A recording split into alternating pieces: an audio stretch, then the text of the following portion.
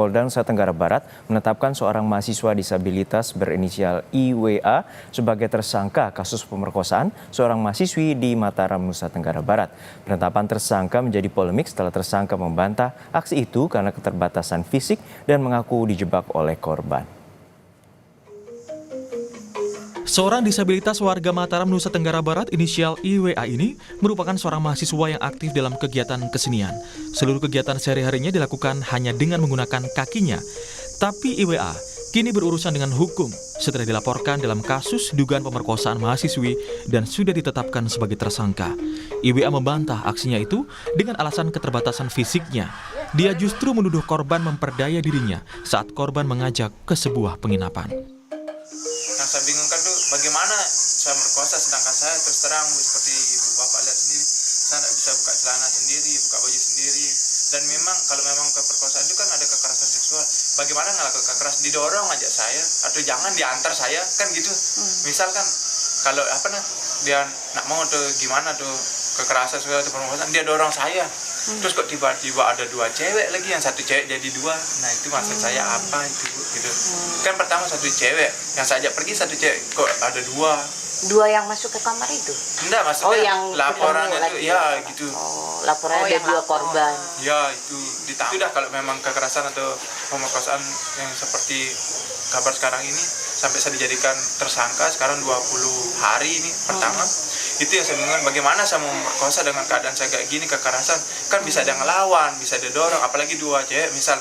Kan bisa kerja sama yang dua untuk dorong atau mukul atau lain sebagainya. Ditinggal aja saya ngapain, diantar balik, pulang pergi baik-baik aja gitu.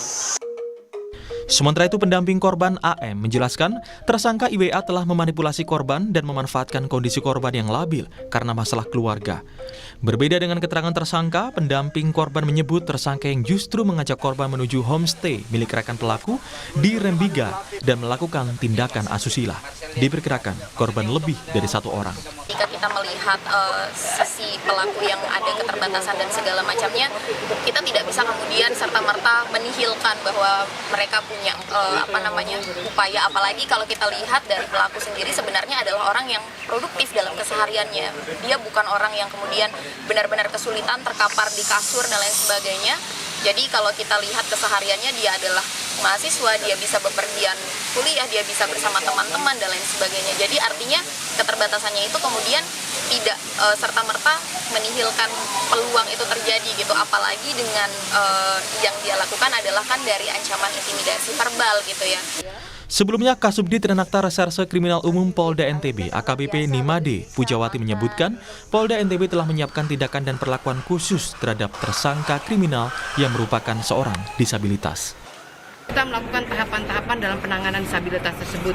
Kita melibatkan ahli untuk menilai apakah dia cakap untuk mempertanggungjawabkan perbuatannya. Kemudian apakah tindakan-tindakan yang dilakukan masuk kategori tindak pidana. Itu sudah kita lakukan.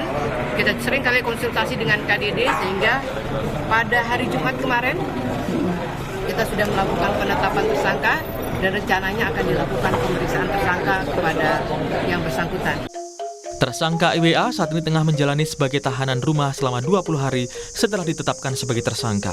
Dan kasus ini masih diselidiki Polda NTB.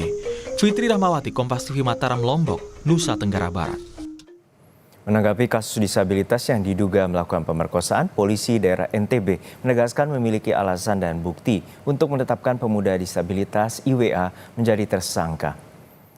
Dalam konferensi pers di Reskrimum Polda NTB, Kombes Syarif Hidayat menjelaskan polisi telah mengantongi sejumlah bukti atas laporan dugaan pemerkosaan yang dialami korban. Bukti itu termasuk pemeriksaan 5 saksi, ditambah keterangan ahli dan bukti pendukung seperti pakaian korban yang dinilai cukup untuk menetapkan IWA sebagai tersangka. Hasil pemeriksaan polisi, pelaku mengancam dengan membuka aib korban untuk kemudian melakukan pemerkosaan. Saat ini tersangka tengah menjalani tahanan rumah hingga 20 hari ke depan. Aib kamu akan saya buka dan saya sampaikan ke orang tua kamu. Ya kan? Sebagai seorang yang disampaikan oleh psikolog, karena mungkin peristiwa yang terdahulu sama mantan pacaran ini belum lama terjadi, ya, belum lama hilang, dia ancam ada kalimat seperti itu, dia terpaksa menuruti apa kemauan dari si pelaku. Ya. Berangkatlah ke salah satu homestay yang memang kendaraan yang digunakan kendaraan korban, karena memang pelaku tidak membawa kendaraan, tetapi yang mengarahkan ke homestay atas nama homestay Nans itu adalah si pelaku. Kita ke homestay sana. Lalu bagaimana penanganan polisi terhadap kasus ini kita tanyakan langsung pada jurnalis Kompas TV, Fitri Rahmawati di Polda Nusa Tenggara Barat. Fitri, untuk saat ini bagaimana penyelidikan atau penyidikan dan pelaku tengah menjalani tahanan rumah, lalu kapan akan diperiksa oleh pihak kepolisian? Ya, Juno dan juga saudara, baru saja di Polda Nusa Tenggara Barat ini digelar jumpa pers, di mana pihak aparat kepolisian, yaitu di Reskrimum Polda Nusa Tenggara Barat, meluruskan beberapa hal terkait pemberitaan terkait kasus pelecehan seksual yang melibatkan kelompok disabilitas ini. Dan disebutkan bahwa kasus ini telah memenuhi unsur tindak pidana pelecehan fisik yang dilakukan oleh tersangka IWA, bahwa sebagaimana yang dimaksud dalam pasal 6C Undang-Undang Nomor 12 tahun 2022 tentang PPKS atau tindak pidana kekerasan seksual. Unsur inilah yang kemudian menyebabkan aparat kepolisian memastikan bahwa kasus ini akan ditindaklanjuti dan akan melakukan pemeriksaan secara khusus terhadap tersangka yang saat ini telah menjalani tahanan di rumahnya. Tidak ditahan di Polda Nusa Tenggara Barat, namun menjalani tahanan rumah karena kondisi fisik dari IWA yang disabilitas dan dianggap harus memenuhi hak-haknya sebagai kelompok disabilitas.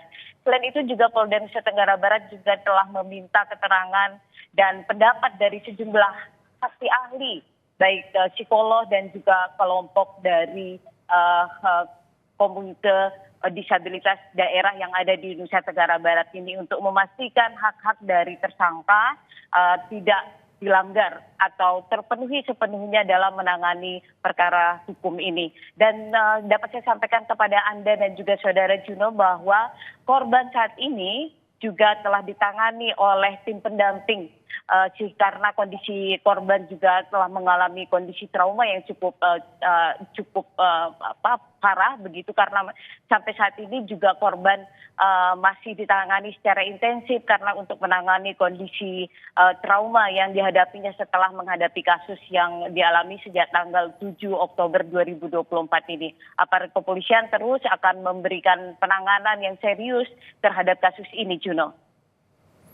Ya, Fitri, untuk saat ini apa saja tadi alat bukti dan juga kelengkapan alat bukti dan juga kesaksian dari pihak saksi yang telah diperiksa, dan apa saja juga dugaan apakah ada kemungkinan korban lain?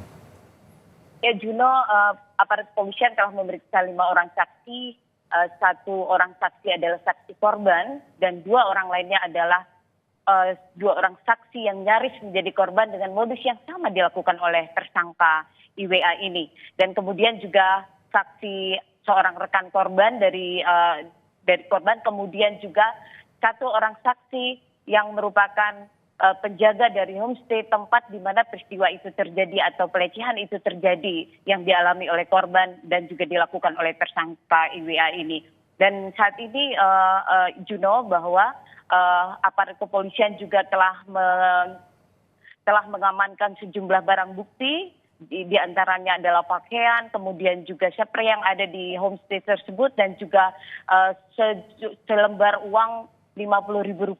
Ini akan digunakan untuk memastikan bahwa kasus ini akan ditangani secara serius, dan aparat kepolisian juga telah melakukan beberapa pendapat dari para saksi ahli untuk memastikan bahwa langkah yang dilakukan oleh aparat kepolisian ini benar dan tidak melakukan diskriminasi atau kriminalisasi terhadap kelompok disabilitas seperti tersangka IWA ini. Dan juga beberapa pendapat dari tim pendamping juga mengingatkan bahwa korban juga harus mendapat perlindungan karena sampai saat ini korban masih mengalami trauma yang cukup berat akibat peristiwa tersebut, Juno.